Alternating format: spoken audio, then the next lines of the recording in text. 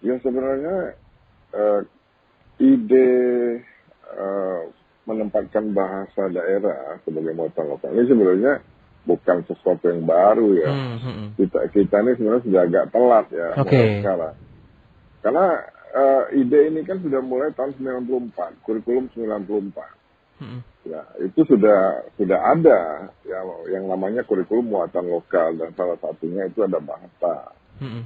Lalu kemudian dimantapkan lagi itu pada kurikulum 2004 ya. Kurikulum 2004 kan kurikulum berbasis kompetensi. Dan salah satu kompetensi yang harus diberikan kepada peserta didik adalah kompetensi bahasa daerah. Mm-mm. Lalu makin mantap lagi sebenarnya itu pada kurikulum 2006 ya, Oke. kurikulum KTSP, kurikulum tingkat satuan pendidikan, di mana pihak sekolah, pihak daerah itu memiliki kewenangan yang lebih luas di dalam mengatur kurikulum, Mm. silabus pembelajaran. Nah, jadi yang sebenarnya kalau sekarang itu sebenarnya bukan sesuatu yang baru. Mungkin ini bisa dikatakan lah mungkin reaktualisasi lah ya. Ini kan sebenarnya ide lama, dulu di Palembang juga sudah sempat dibicarakan, lalu sekarang ingin diupdate, dikonkretkan, ya saya kira ya bagus ya. Iya. Saya kira itu yang pertama yang bisa yang ingin saya sampaikan. Oke, ya bisa dikatakan terlambat Prof ya. Tapi kenapa kok baru saat ini? Artinya baru akan diusahakan di tahun depan ya. Kenapa sebelumnya tidak diaplikasikan? Apalagi ini kan di kurikulumnya dimulai tahun 1994, 2004 hingga 2006 ini Prof, kalau Anda melihatnya. Ya, memang sebenarnya di Palembang juga waktu itu ya sudah heboh ya. Iya. Ya. Nah, cuma memang secara teknis itu ada beberapa kendala. Jadi kendala itu misalnya perdebatannya kan apakah bahasa itu masuk di dalam struktur kurikulum formal Iya. atau dia masuk dalam pelajaran ekstrakurikuler. Hmm. Nah, kalau mau masuk ke kurikulum yang formal, itu kan artinya kurikulumnya menjadi makin padat. Iya.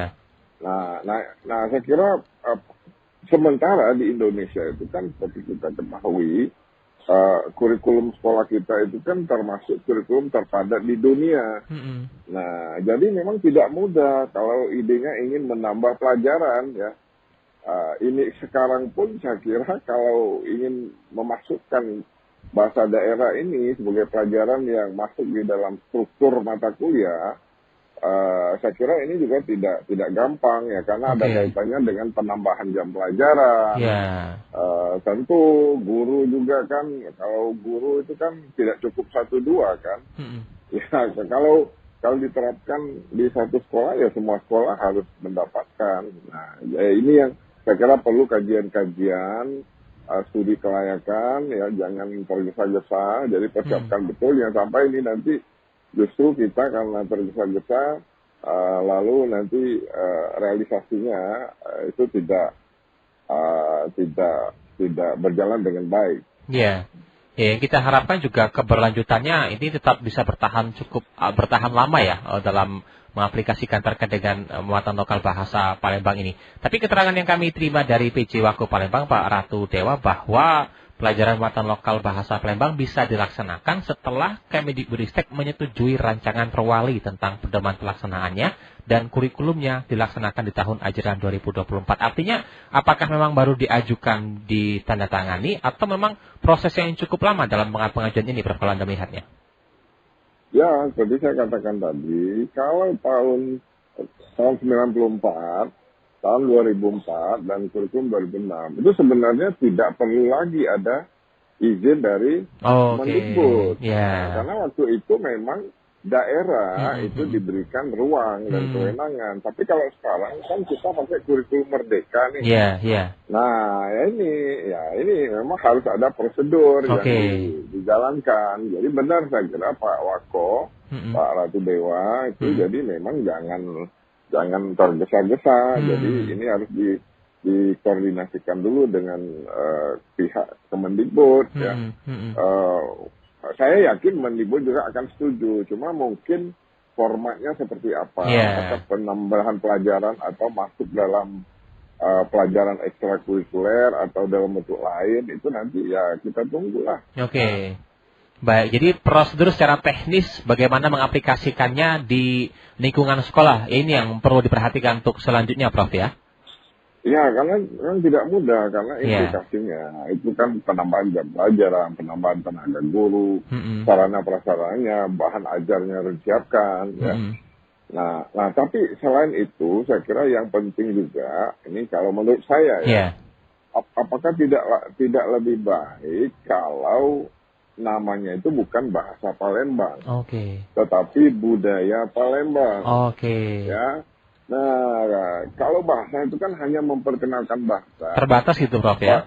Ya, padahal bahasa itu kan bagian dari budaya. Iya. Ya, jadi orang akan cenderung menggunakan satu bahasa itu kalau dia itu masuk di dalam budaya. Jadi kalau kalau kita ke Jawa itu kita akan cenderung berbahasa Jawa kan, ya. Nah kalau kita tetap di Palembang itu kita malas. Nah orang kalau menurut saya lebih baik namanya bukan bahasa Palembang tapi budaya Palembang. Karena begini, karena nanti kita tidak hanya memperkenalkan bahasa, tapi kan pendidikan kita ini kan ada namanya 3 ranah yang harus dipenuhi ya, di setiap pelajaran. Yeah. Setiap pelajaran itu harus bisa membentuk sikap. Kan? Setiap pelajaran itu harus bisa membekali pengetahuan, dan setiap pelajaran itu harus bisa membekali skill atau keterampilan.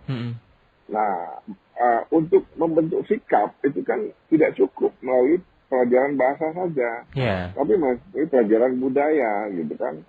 Nah, kalau budaya Palembangnya itu mengena dan diterima oleh anak, ya insya Allah mereka akan lebih tertarik untuk mempelajari bahasa Palembang. Tapi kalau hanya bahasanya yang diperkenal, itu kan bagi anak-anak sekarang kan lebih rasional ya. Ya, lebih baik mereka capek-capek belajar bahasa Inggris, ya kan? Ada gunanya kan? Nah, sekarang persoalannya kita harus menempatkan bahasa Palembang itu menjadi sesuatu yang urgent gitu. Urgentnya konteksnya apa? Kalau konteksnya mau sekolah studi lanjut, itu kan kecil kan. Nah, urgensinya itu adalah dalam konteks pemahaman dan penghayatan bahasa budaya Palembang, sejarah Palembang. Nah, jadi ada bahasa itu bukan sekedar bahasa, tapi bahasa itu punya nilai tambah. Ya, jadi kalau kita menguasai bahasa Palembang itu kita mendapatkan sesuatu yang lebih, kan gitu kan, dari segi budaya, mungkin dari segi pengetahuan yang lain. Tapi, jadi kalau saya menyarankan, ya jangan bahasa Palembang, tapi budaya Palembang. Baik, tapi terkait hal ini juga berhubungan dengan tenaga pengajarnya nggak, Prof? Karena kan kalau kami terima juga informasi bahwa untuk tenaga pengajarnya juga pengajar bahasa Palembang untuk sekolah SD SMP juga merupakan dosen dari kampus UIN Raden Fatah Palembang. Jika memang nanti diganti budaya Palembang, artinya akan semakin banyak sekali pengajar-pengajar yang sesuai dengan bidangnya ya, bukan hanya bahasa, tapi terkait dengan tradisi, budaya dan lainnya nih, Prof. Ya, pertama kalau kita bicara jumlahnya, saya kira pihak UIN juga perlu melakukan persiapan ya. Jadi kebutuhannya itu berapa banyak? Apa betul di UIN itu sudah punya berapa sih yang bisa mengajar? Nah, saya kira ini kan belum kita dengar. Ya kalau cuma 4-5 orang ya akan kewalahan, Bro. Gitu kan. Ya pasti. Nah, kita ingin mendengar kebutuhan realnya itu berapa.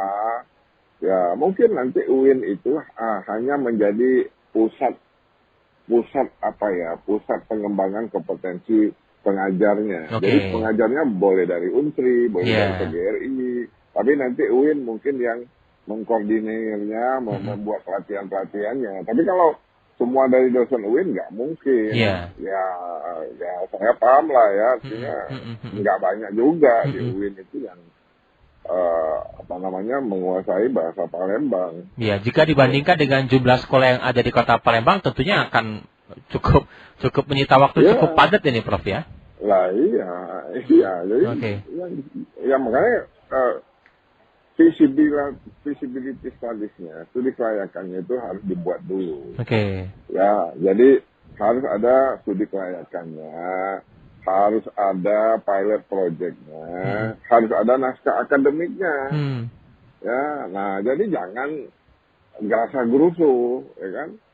Nah, harus ada tim ahli yang menyusun naskah akademiknya, ya supaya secara ide, secara konsep, maupun secara operasional mata pelajaran ini nanti akan menjadi seperti apa. Oke, baik, baik. Nah, ini yang juga mungkin jadi perhatian ya dalam pelaksanaan nanti agar tidak setengah-setengah, bisa maksimal dan harapannya juga bisa berkelanjutan. Tapi kalau kita bisa belajar dari beberapa daerah lain, Prof ya, karena kan memang dari apa yang disampaikan tadi kan dimulai tahun 1994, artinya mungkin ada daerah lain yang sudah mengaplikasikan terkait dengan muatan lokal atau pelajaran bahasa daerah ini. Apa yang mungkin bisa kita pelajari, Prof, dari daerah lain terkait dengan pengaplikasian hal ini?